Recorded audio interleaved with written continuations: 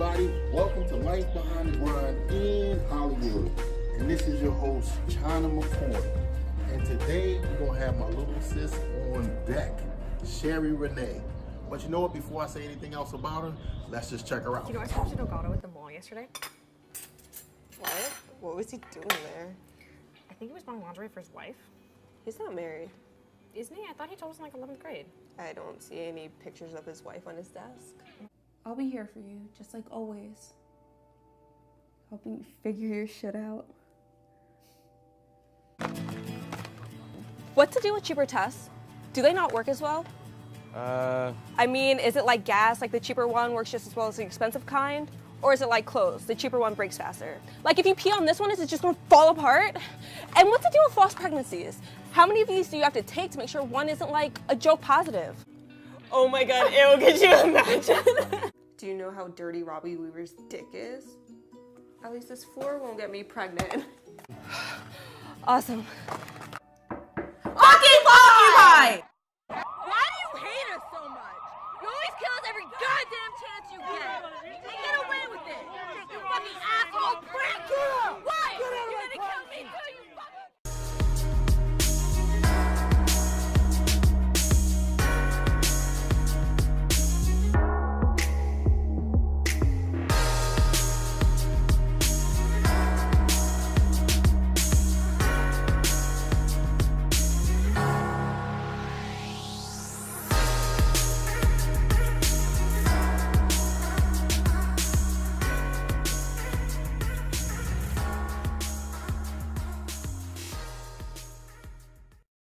Everybody, welcome back to Life Behind the Grind in Hollywood. And I hope you enjoyed the clips. We are back with the beautiful Rene.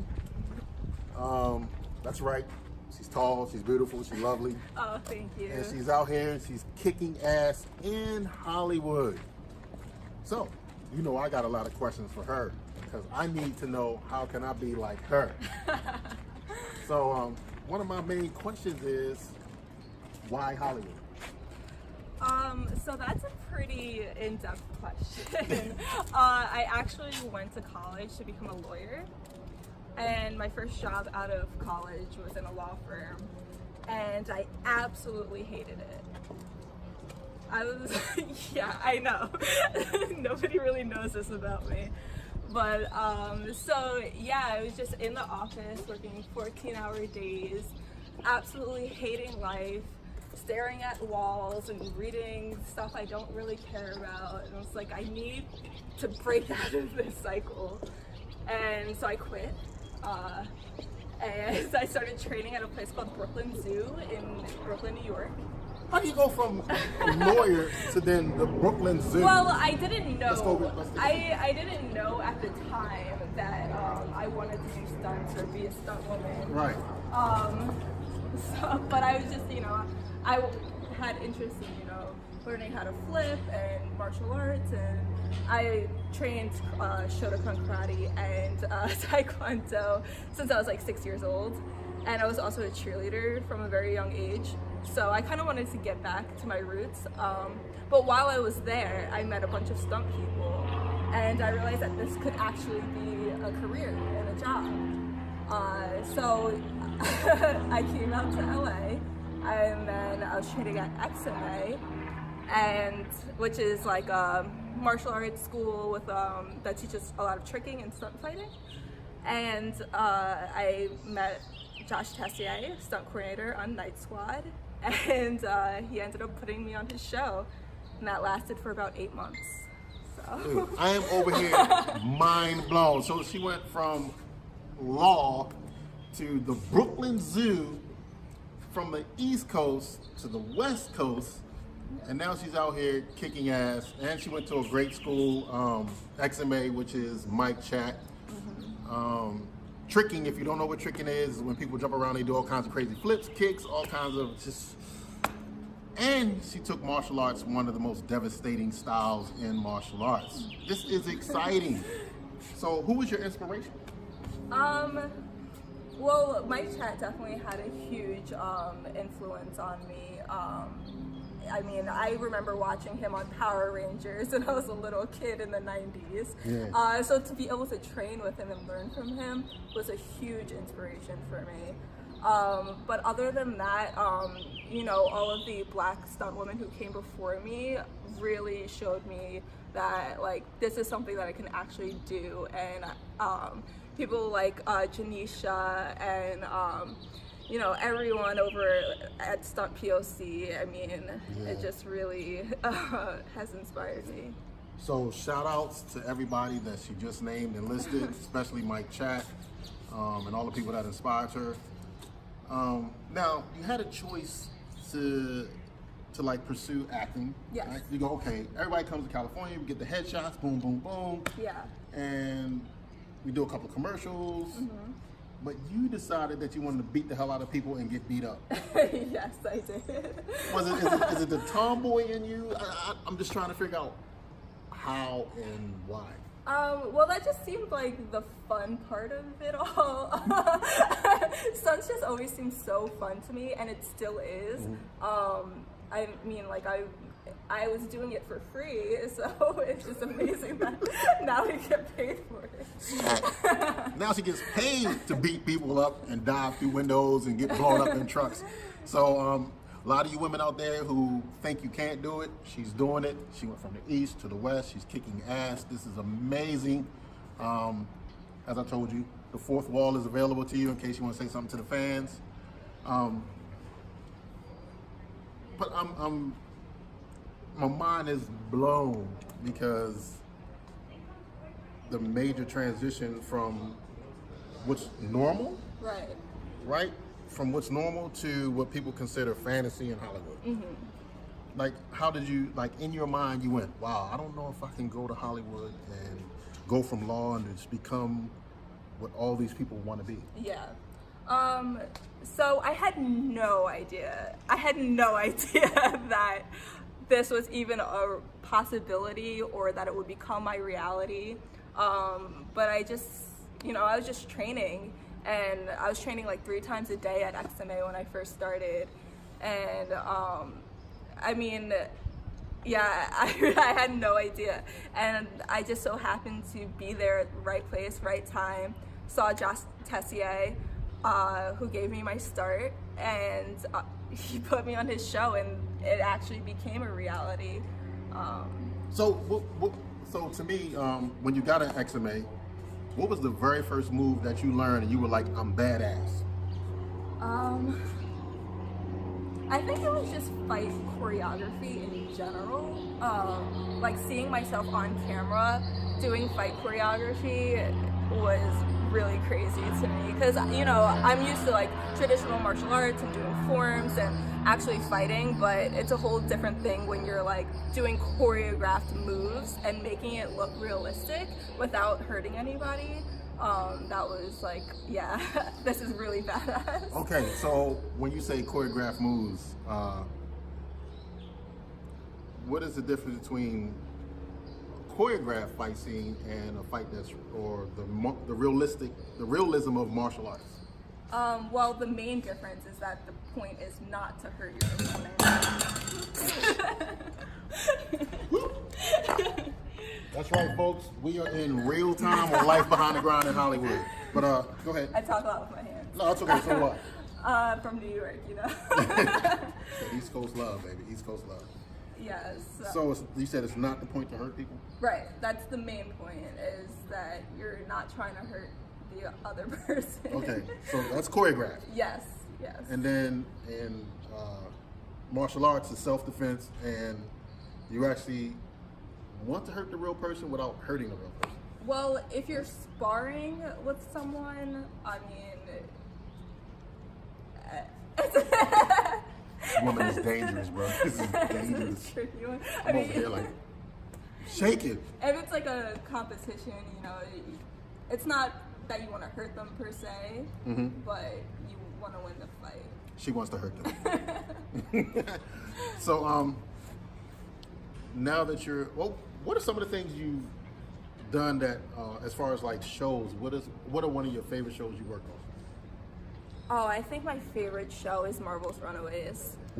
Yeah, I doubled 3 of the actors on that show, which is really interesting to see how I can transform into 3 different looks for one show.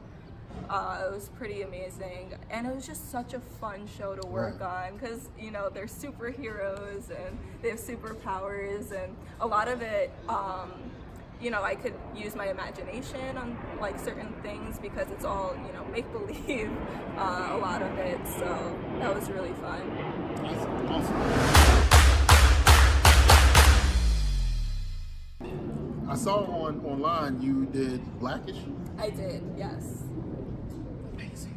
Yeah. What did you do for that one? So I stunt doubled Clavantine Wallace, who is such a sweetheart, so talented, and I actually sat passenger in a car stunt with Greg Dandridge as the driver, coordinated by Eddie Watkins. Is it just me, or does she remember everybody's government name? Like, I don't even remember my wife's name sometimes. When I wake up, I'll be like, like, it's crazy. Like, she's listed everybody's name, and it's a wonderful thing because in this industry, you do got to know who you work for, who you're working with, who gave you opportunities. You should be on the point, and it's just exciting to know that she is on point with everybody's name, times, and dates. She did say she was going to be a lawyer, right? So I guess that would have made sense. That could be why. But So- you know, also like these people, you know, everyone I worked with has made such a huge impact on me, and you know, of course I remember their names. So now, here's a question. Did you find it difficult being a woman of color and being a woman in Hollywood trying to do stunts? Oh, absolutely. I can tell you a quick story of my first job in Hollywood. I was actually a background performer, and we were all, you know, sitting there like getting our assigned placements by the producer, and I just so happened to be sat ducks. I just so happened to be sat next to the actor in like the front row. And, you know, I didn't really care. I was an extra performer. I was there for the check pretty much. But we're just like, you know, sitting there, whatever, and all of a sudden somebody comes in and she says, "Did you sit her there because she's black?" Oh. And I turned around and I said, "Excuse me?" And then she just started cursing me out. And she's like, "You effing N-word. You shut the F up, you nappy-headed." Oh. Yes, and of course it's my first job in Hollywood, so I'm like, what do I do? Because, I mean, I can easily kick this girl's butt, you know? But I'm like, I can't, because that'll be my reputation for the rest of my career of getting into a fight. It won't even be about what the fight was about. Yeah, so, it would have been more about principle. Exactly. So, you know, I just had to like sit there and take it pretty much. And thankfully, she was escorted out. But yeah, that was First experience in Hollywood was not a good one. Very first job. But But that made me feel like I needed to grind even harder. Because I was like, I need to live in a world where this doesn't happen. So I mean, yeah. Wow. Sorry about all the airplanes, everybody. We are in real time. We're by the Van Nuys Airport. We're at a lovely location. But it's amazing because her first experience in Hollywood was not a good one. And she had to deal with some racism. But I commend her just as a person for not losing her cool, which I would have. For not beating the hell out of her. It was very hard. Right. I was clenching my fists, but... Yeah, for not beating the hell out of the person, which I would have. And she saved her reputation, and she continued to work, and it definitely helps her deal with situations a lot better if it ever arises again. You know, now it's kind of like, forget the job. If this person's going to disrespect me, I'll just walk away and let higher ups deal with her or them. But now you're in a better place. I am. Right? Yes. You've mastered fighting. You've mastered martial arts. You don't look like you would hurt somebody. Can we get a good look at her? Get a good look, Rene. Just get a good look at her. She will not hurt a fly. If she tries to come in and buy, what is it called? Virgin margaritas, please ID her.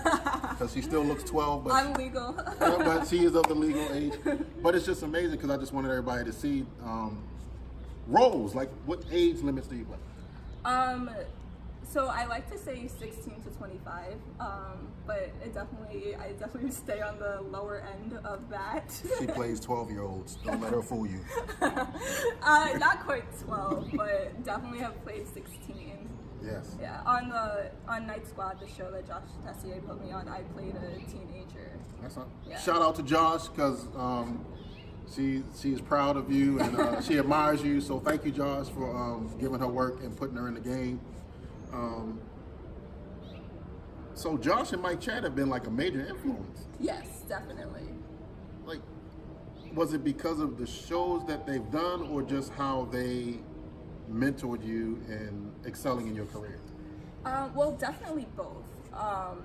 You know, like I said, I was watching Mike Chad as a little kid in the 90s, and you know, meeting him in person and working with him and just seeing, you know, how he carries himself and, you know, like his motivational talks that he gives us, it's really inspiring. If you guys ever want to watch some of his classes, he teaches class at XMA, and you can find all of his videos on martial tribes.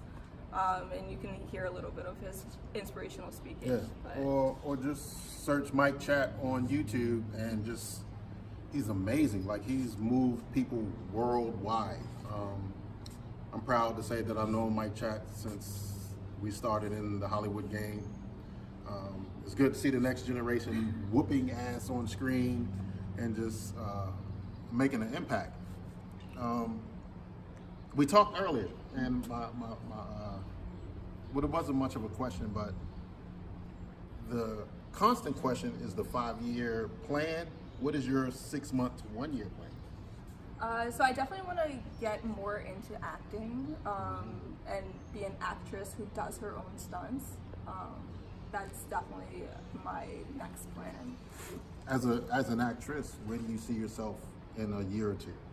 Oh, not where do you see yourself, where do you want to be? I definitely want to be a series regular on a network show. I would love a show like Marvel's Runaways, where it's kind of like superhero teens. I think that would be right up my alley.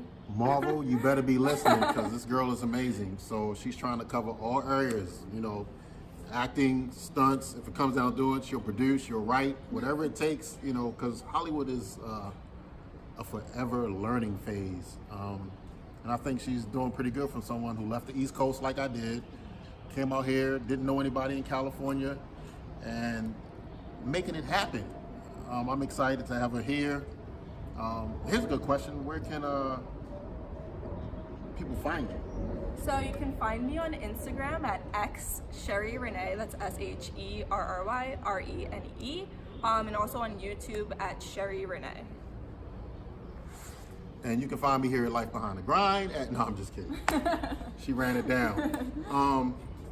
Before we go, usually I kind of drag my wife into the scene, but I just have one more question. Do you plan on producing your own show one day or anytime soon? Do you have scripts in mind, or I definitely do, but I'm gonna keep that undercover. We want to know. Yeah, I've been writing a little something. Okay, so we're going to see something soon from her, so y'all better keep watching my show to make sure. No, I'm just kidding. But follow her on Instagram, follow her on Facebook. Wherever she is, just pay attention to her because I feel like she has big things coming in the future. She has a plan. She will remember your name, first, last, social security number, and everything else about you.